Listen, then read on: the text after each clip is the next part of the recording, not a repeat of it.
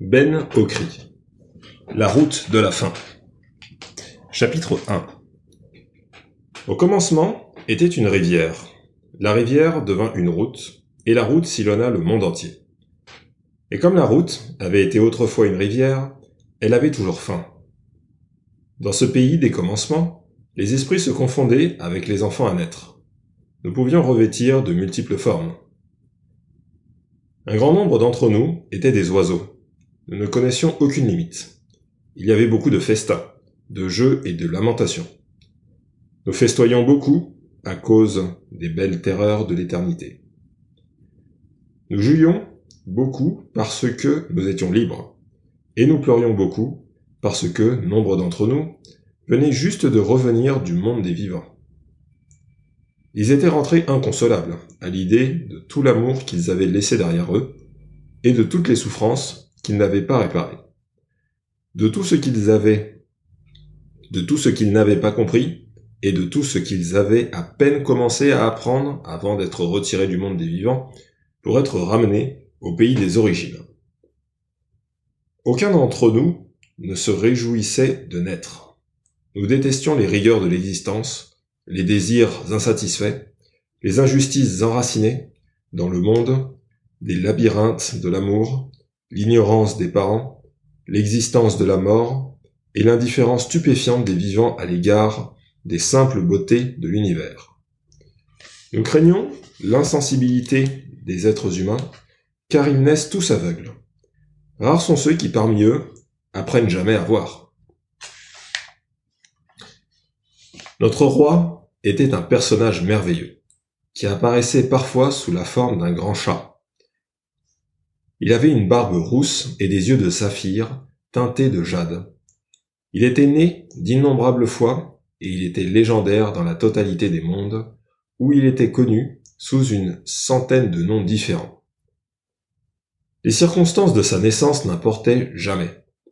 Il avait toujours vécu les vies les plus extraordinaires, en absorbant dans les grands annales invisibles des existences. On pouvait reconnaître son génie au travers des âges, jusque dans les temps immémoriaux.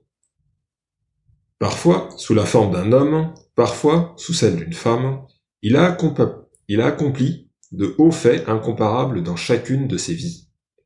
Et si celles-ci ont une chose en commun, l'essence même de son génie, il s'agit peut-être de l'amour de la transformation et de la transformation de l'amour en réalité supérieure.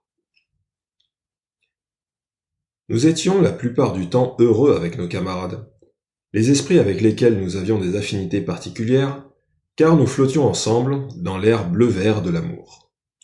Nous jouions avec les faunes, les fées et les êtres doués de beauté. Nous étions toujours environnés par les douces sibylles, les âmes bienveillantes et la présence sereine de nos ancêtres qui nous baignaient dans les rayonnements irisés de tout leur arc-en-ciel. Nombreuses sont les raisons pour lesquelles les bébés pleurent en naissant, et l'une d'entre elles est la brusque séparation du monde des rêves, un monde où tout est enchantement et où l'on ne connaît pas la souffrance. Plus nous nous sentions heureux, plus l'heure de notre naissance était proche. Lorsque la nouvelle incarnation était imminente, nous échangions des promesses en nous jurant de revenir au monde des esprits à la première occasion. Nous prononcions des serments dans des champs de fleurs aux couleurs intenses et aux doux clairs de lune qui illuminaient les nuits de ce monde-là. Ceux d'entre nous qui faisaient ce genre de serment étaient connus parmi les vivants sous le nom d'Abicus, les enfants esprits. Mais tous ne se reconnaissaient pas. Nous étions des esprits toujours en souffrance et en partance, refusant d'affronter la vie. Nous avions le pouvoir de choisir le moment de notre mort. Nous étions liés par nos pactes. Les parjures étaient harcelés par des hallucinations et hantés par leurs compagnons. Ils ne trouvaient de réconfort qu'en retournant dans le monde des enfants pas encore nés.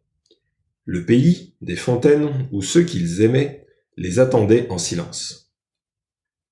Ceux d'entre nous qui s'attardaient dans le monde, séduits par le présage d'événements merveilleux, traversaient la vie avec le beau regard des êtres voués au malheur, portant en eux la musique d'une mythologie charmante et tragique. Nos bouches profèrent d'obscures prophéties. Nos esprits sont envahis par des visions de l'avenir. Nous sommes les étrangers, car la moitié de notre être, appartient toujours au monde des esprits. Notre chair étant marquée par des coupures de rasoir, nous étions souvent reconnus.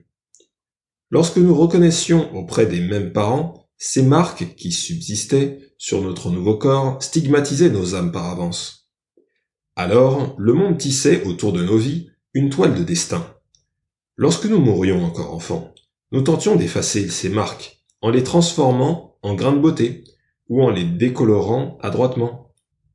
Lorsque nous ne parvenions pas à les dissimuler et que nous étions reconnus, nous étions accueillis par des hurlements de terreur et par les pleurs de nos mères.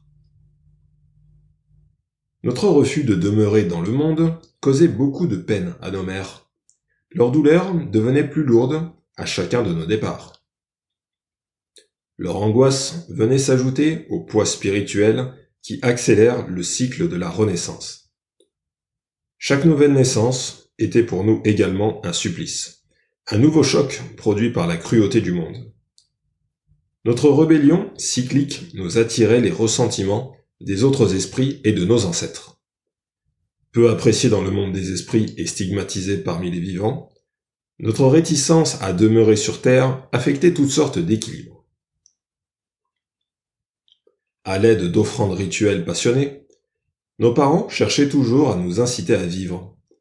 Ils essayaient également de nous engager à révéler l'endroit où nous avions caché les symboles de notre condition d'esprit, qui nous liait à l'autre monde. Nous dédaignions ces offrandes et nous gardions farouchement le secret de nos symboles.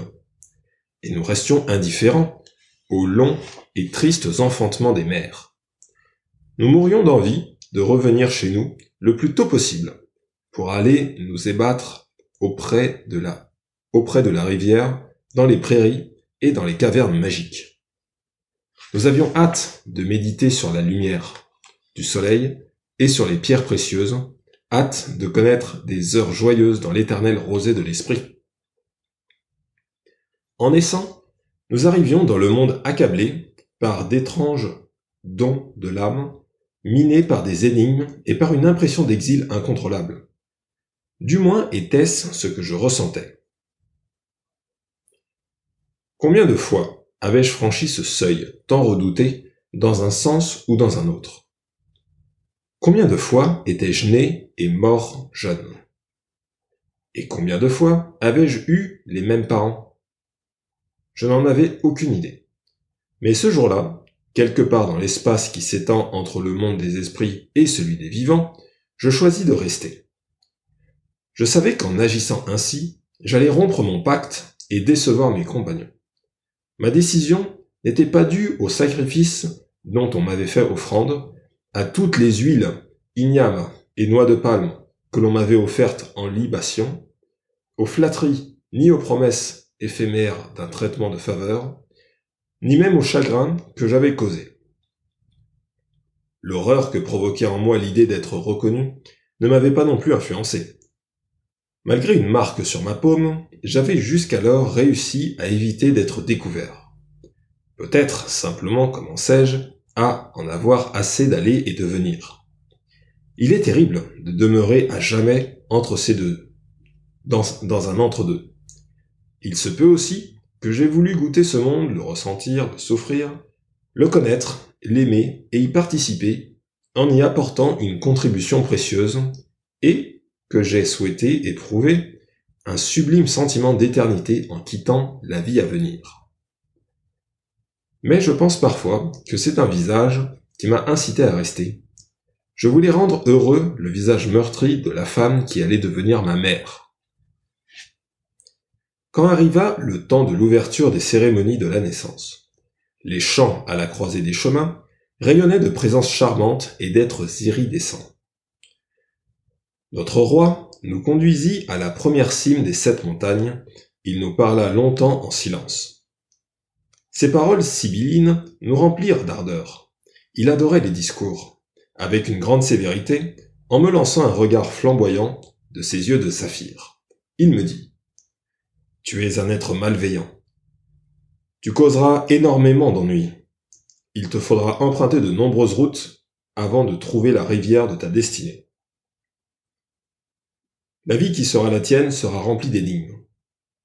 Tu seras protégé et tu ne seras jamais seul. » Tous, nous descendîmes dans la grande vallée. Ce fut un jour de fête mémorable. Des esprits merveilleux dansaient autour de nous au son de la musique des dieux, psalmodiant des mélopées d'or et des incantations de lapis-lazuli qui protégeaient nos âmes au cours de notre voyage dans les espaces interstellaires et nous préparaient à notre premier contact avec le sang et la terre. Chacun d'entre nous traversa seul le passage. Il nous fallait être seuls pour survivre à la traversée, survivre aux flammes et à la mer, survivre à l'appréhension des illusions. L'exil avait commencé. Voilà les mythes des commencements. Voilà les récits et les désirs qui vivent au cœur de ceux qui ont été ensemencés dans les terres d'abondance, de ceux qui croient au mystère. Je suis né, non pas parce que j'avais conçu l'idée de rester, mais parce que, au fil de mes allées et venues, les grands cycles de temps avaient fini par se resserrer autour de mon cou. Je priais pour avoir une vie pleine de rire, où je ne connaîtrais pas la torture de la faim. On me répondit par des paradoxes. Le fait que je sois né en souriant demeure encore une énigme.